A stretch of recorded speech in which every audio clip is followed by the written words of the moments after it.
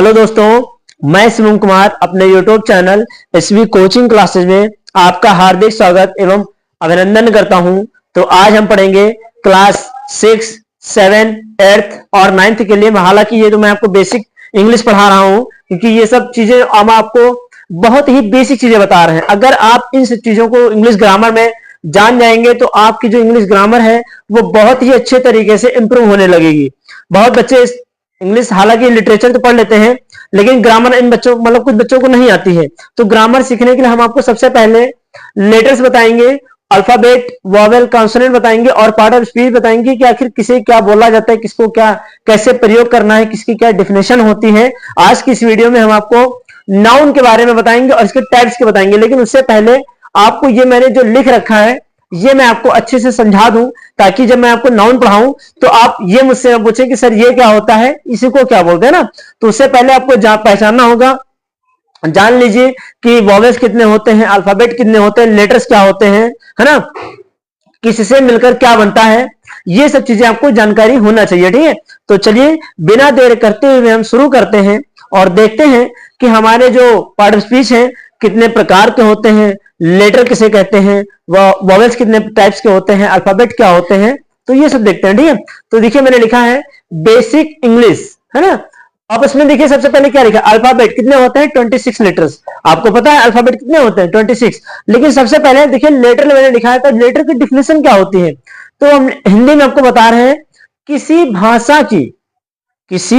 भाषा की सबसे छोटी इकाई को वर्ण कहते हैं, है ना, या अक्षर कहते हैं। देखिए लिखा मैंने letter, a letter is the smallest unit, a letter is the smallest unit with the help of, जिसकी सहायता से, with the help of which we write an English. ये ऑन नहीं है, एन है क्योंकि यहां पर वॉवेल इस्तेमाल हुआ ना, इस वजह से एन होगा। तो एन इंग्लिश वर्ड मतलब एक ऐसी वर्ण या एक ऐसी छोटी यूनिट जिसकी सहायता से हम एक इंग्लिश के अक्षर को क्या लिख सकते हैं, उसे वर्ण कहते हैं ना।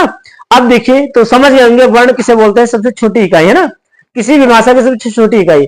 तो लेटर्स कितने होते हैं, और ये ध्यान रखिए कि छोटे छोटे लेटर्स को मिला करके आपका वर्ड बनता है और वर्ड को मिला करके आपका सेंटेंस बनता है और सेंटेंसों को आपस में जोड़ करके आपका एक पैराग्राफ बन जाता है ना। और पैराग्राफ को जोड़ेंगे तो आपका लेसन बनेगा, चैप्टर बनेगा। ये ध्यान रखिए ना।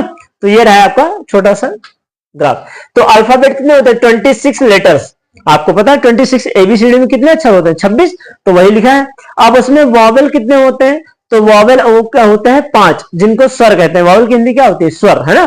तो वॉवेल होता है 5 वॉवेल, कौन कौन से, ए, ई, आई, ओ, यू, ये आपके 5 स्वर होते हैं। बचे कितने 21, तो 21 क्या होंगे, कॉन्सोनेंट। कॉन्सोनेंट की हिंदी व्यंजन, तो यहां क्या हो जाएगा कॉन्सोनेंट मतलब 21 लेटर्स, है ना। लेटर्स आपको पता ही है। अच्छा, अब उसके बाद आइए पार्ट ऑफ स्पीच कितने प्रकार के होते हैं। सबसे पहला क्वेश्चन ये आएगा या मैम आपको पूछ लेंगे कि बताइए बेटा वॉवेल्स कितने होते हैं, 5 वॉवेल्स कौन कौन से, ए, ई, आई, ओ, यू, 5 हो गए। बचे कितने 21, तो वो आपके क्या हो जाएंगे कॉन्सोनेंट, है ना, जिसको हम व्यंजन बोलते हैं। उसके बाद मैम पूछेंगे बेटा ये बताइए पार्ट ऑफ स्पीच कितने टाइप्स के होते हैं, या how many types of part of speech, ऐसे क्वेश्चन मैम पूछ सकती है। तो सबसे पहले देखिए आप बोलेंगे ma'am part of speech 8 types, है ना। कितने प्रकार के होते हैं, 8 प्रकार के, है ना। देयर आर 8 टाइप्स या देयर आर मेनी टाइप्स, है ना, आप बोल सकते हैं। तो पहला क्या होगा, पहले होता है आपका part of speech noun. Noun की हिंदी क्या होती है, संज्ञा। दूसरा होता है प्रोनाउन। प्रोनाउन क्या होता है, सर्वनाम। तीसरा क्या होता है एडजेक्टिव। एडजेक्टिव हम क्या बोलेंगे, विशेषण। उसके बाद ये क्या होगा, चौथा क्या होता है वर्ब। वर्ब को क्या बोलते हैं हिंदी में, क्रिया। और पांचवा क्या होता है एडवर्ब। एडवर्ब की हिंदी क्या होती है, क्रिया विशेषण।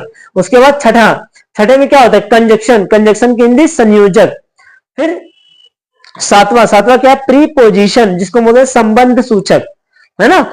फिर उसके बाद क्या है 8वां नंबर इंटरजेक्शन, जिसको हम विस्मयादि बोधक बोलते हैं। ये आर्टिकल्स सबका पार्ट ऑफ स्पीच में नहीं आता है, लेकिन आर्टिकल्स यूज होते हैं ए, एन और द, 3 आर्टिकल्स होते हैं जो आपके ग्रामर में इस्तेमाल किए जाते हैं। हालांकि आपको ये यहां तक आपको जरूर से जरूर इतना याद होना चाहिए।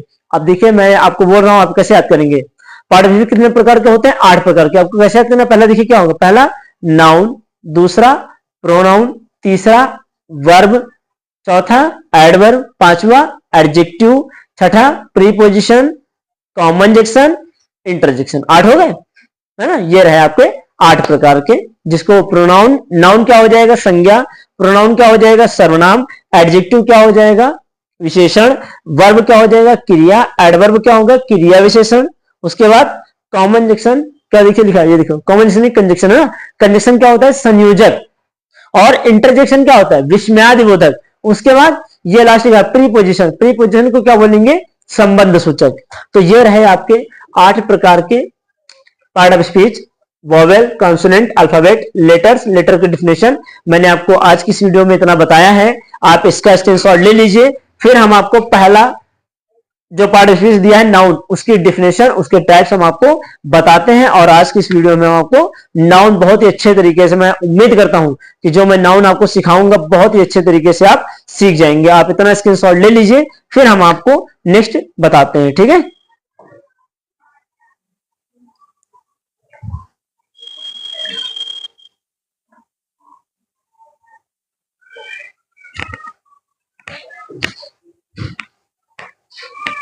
तो आइए दोस्तों, अब हम देखते हैं बच्चों हमारा नाउन डिफिनेशन क्या होती है सबसे पहले, फिर उसके हम टाइप्स आपको बताते हैं। तो देखिए पहले लिखा है नाउन, जिसको हम संज्ञा बोलते हैं। क्या बोलते हैं संज्ञा।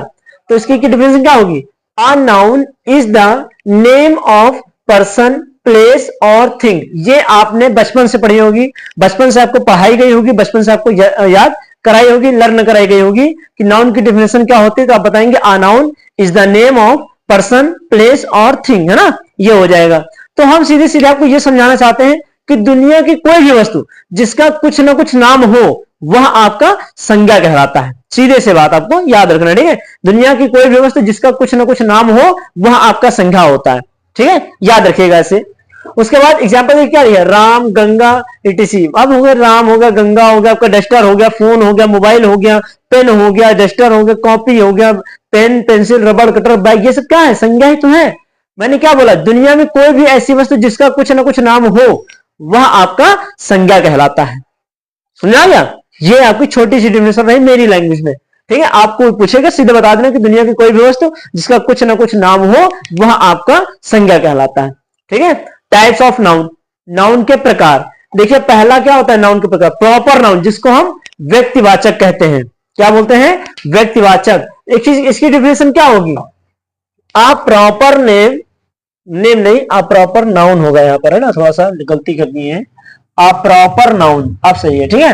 आ proper noun is the name of a particular person, है ना, प्लेस और थिंग। मतलब एक व्यक्तिवाचक संज्ञा एक ऐसी संज्ञा होती है जो एक पार्टिकुलर पर्सन, जो एक विशेष पर्सन को और जाति को और स्थान को और ये किसी वस्तु को क्या बताती, किसी विशेष व्यक्ति को सूचित करता है या का बोध कराता है, व्यक्तिवाचक संज्ञा कहलाता है। और हमेशा ध्यान रखना जो आपका व्यक्तिवाचक है, it always begins with a capital letter. मतलब जो व्यक्तिवाचक की शुरुआत होती है वो एक कैपिटल लेटर्स के साथ में होती है, तो वो आपका व्यक्तिवाचक प्रॉपर नाउन कहलाता है। जैसे देखिए लिखा है राम, इंडिया, दिल्ली, गंगा, इसी तरह कुछ भी नाम है अगर पहला वर्ड कैपिटल है तो वो आपका प्रॉपर नाउन होता है।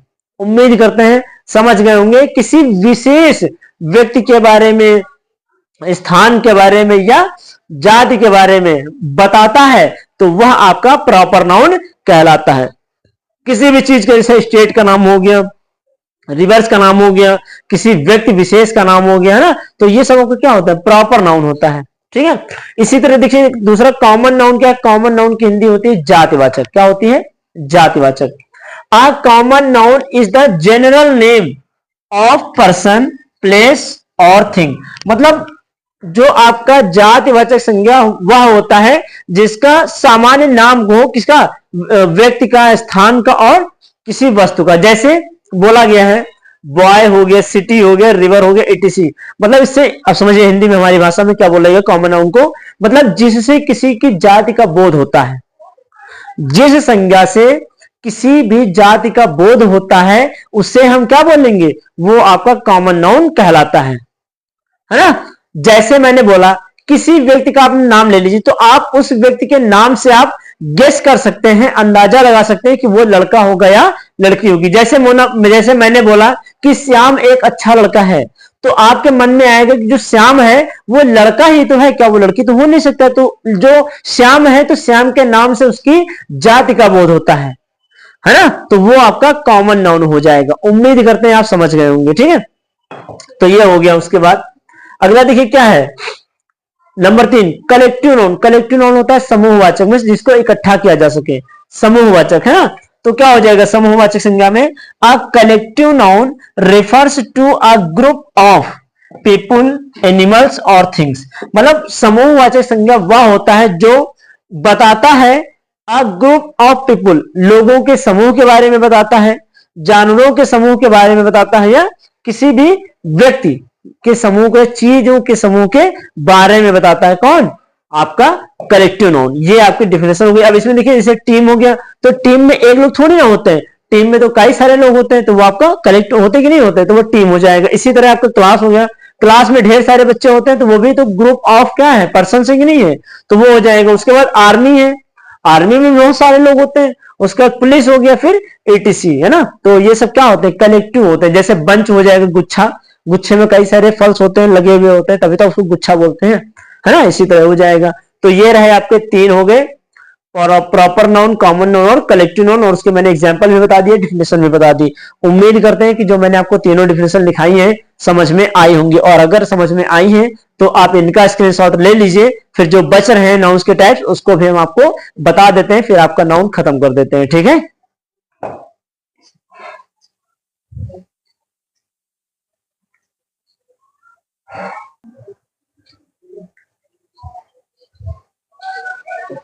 तो आइए दोस्तों, हमारे जो बच रहे हैं नाउन्स हम उनके टाइप्स देख लेते हैं।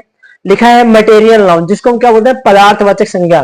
क्या होता है, a material noun is the name of a substance और material from which things are made. मतलब एक ऐसे पदार्थ जिनकी सहायता से हम अन्य वस्तुएं भी बना सकते हैं, वो आपका पदार्थवाचक। इसके नाम से ही पता चलता है पदार्थ। तो पदार्थ में कौन कौन आता है, देखिए चांदी हो गया, सोना हो गया, लोहा हो गया, चावल हो गया, गेहूं हो गया, कुछ भी चीजें जिनसे हम दूसरी अन्य चीजें बना सकें, वो आपका पदार्थवाचक कहलाता है, आई मीन मटेरियल नाउन कहलाता है।